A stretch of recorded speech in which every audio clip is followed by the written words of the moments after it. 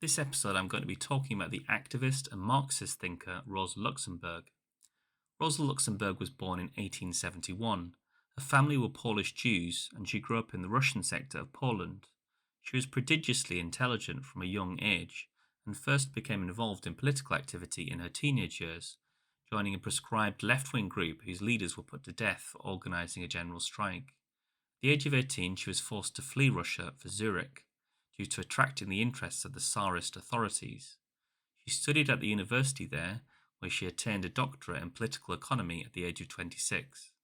When revolution broke out in Russia in 1905, she returned to Warsaw, where she wrote for an illegal socialist newspaper, the Red Banner. Despite great secrecy, in March 1906 she was jailed. She continued to write in prison, with her work smuggled out with the help of comrades.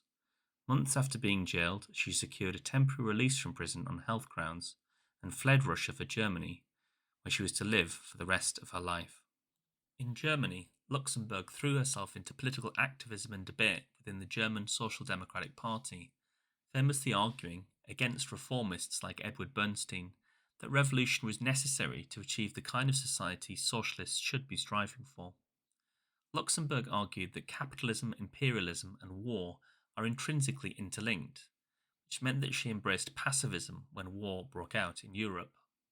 The way she saw it, the children of the working class shouldn't be fighting each other, they should be turning their weapons on their capitalist, imperialist oppressors.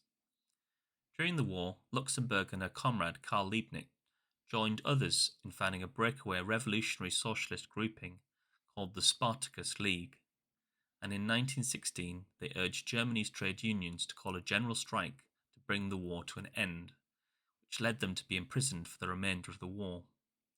In January 1918, a series of mass strikes for peace broke out, which eventually ended in the collapse of the German front in October.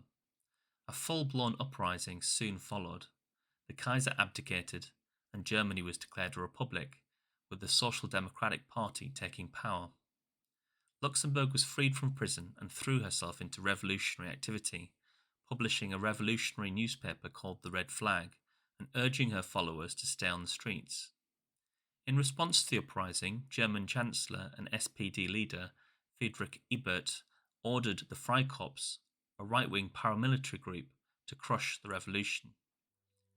On January 15, 1919, Rosa Luxemburg and Karl Liebknecht were arrested, tortured and killed, with their bodies dumped in the river in Berlin.